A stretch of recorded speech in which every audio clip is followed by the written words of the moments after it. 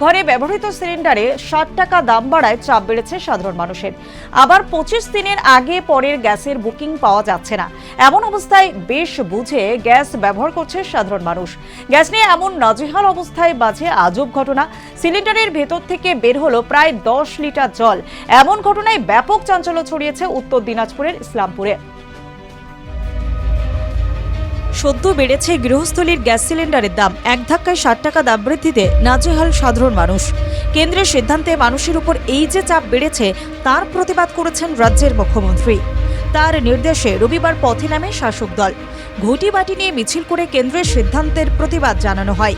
গ্যাসের দাম বৃদ্ধি নিয়ে গোটা দেশ যখন তোলপাড়, তখন আজব ঘটনা ঘটল উত্তর দিনাজপুরে।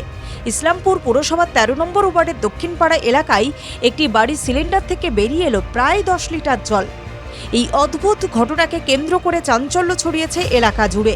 যার বাড়িতে এই ঘটনা ঘটেছে, শিখা ভট্টাচার্য নামে ওই মহিলা জানান, কয়েকদিন আগে গ্যাস সরবরাহ সংস্থা ইন্ডিয়ান গ্যাস ডিলারের কাছ থেকে নতুন সিলিন্ডার নিয়ে যাওয়া হয় বাড়িতে।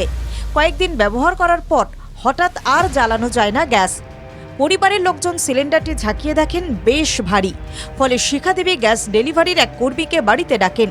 ওই কর্মী সিলিন্ডার পরীক্ষা করে জানান রেগুলেটর খারাপ হয়েছে। পরে রেগুলেটর পরিবর্তন করা হলেও সিলিন্ডার থেকে গ্যাস বের হচ্ছিল না। তখন সন্দেহ হয় সিলিন্ডারটি ঝাঁকিয়ে দেখা হয়। তাতে মনে হয় সিলিন্ডারের ভেতরে জল রয়েছে। এরপর সেই কর্মী সিলিন্ডারের ওয়াশার খুলে উল্টো করে ঝাঁকাতেই ভেতর থেকে প্রায় ১০ লিটার জল বেরিয়ে আসে। এখন আমরা তো গরিব মানুষ, অন্যের বাড়িতে খেটে খাই। একটা সিলিন্ডার নিতে আমাদের বহু কষ্ট করতে হয়। এইভাবে যদি জল থাকে তাহলে আমরা কিভাবে চলবো বলুন? আজকে আমার হয়েছে, দুদিন পরে আরেকজনের হবে, তারপরে দুদিন পরে আরেকজনের হবে। এইভাবে তো চলা যায় না, না?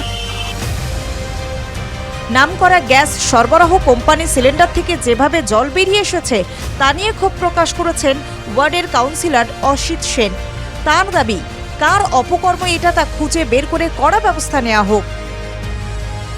গ্যাসের ভিতরে জল, এটা শুনতে নিজেকে আশ্চর্য লাগছে। যখন রেগুলেটর দিয়ে বের করছে তখন জলই বেরোচ্ছে, গ্যাস আর বেরোচ্ছে না। এটা খুব দুঃখজনক ঘটনা। এটা আমি উচ্চস্তরের নেতৃত্বকে জানাবো আমাদের, এবং ডিলার এগনেস্টে যাতে কোনো ব্যবস্থা নেওয়া যায় তার ব্যবস্থা নেওয়া। যে সংস্থার বিরুদ্ধে এই অভিযোগ উঠেছে সেই ইন্ডিয়ান গ্যাস ডিলারের মালিক সন্তোষ বসু অবশ্য জানিয়েছেন, প্ল্যান্ট থেকে আসা সিলিন্ডারের ভেতরে কি আছে তা তাদের পক্ষে দেখা সম্ভব নয়। ওগুলো তো প্ল্যান্ট থেকে ম্যানুফ্যাকচারিং হয়ে ট্রাকে করে এখানে আমাদের কাছে আসে। আসার পর গোডাউনে মাল চেকিং করে নামানো হয়। ভিতরে কি থাকে সেটা তো দেখা যায় না। সিলিন্ডারে গ্যাস কম থাকার ঘটনা এর আগে একাধিকবার সামনে এসেছে। তবে সিলিন্ডারের ভেতরে এত জল থাকার ঘটনা নজিরবিহীন।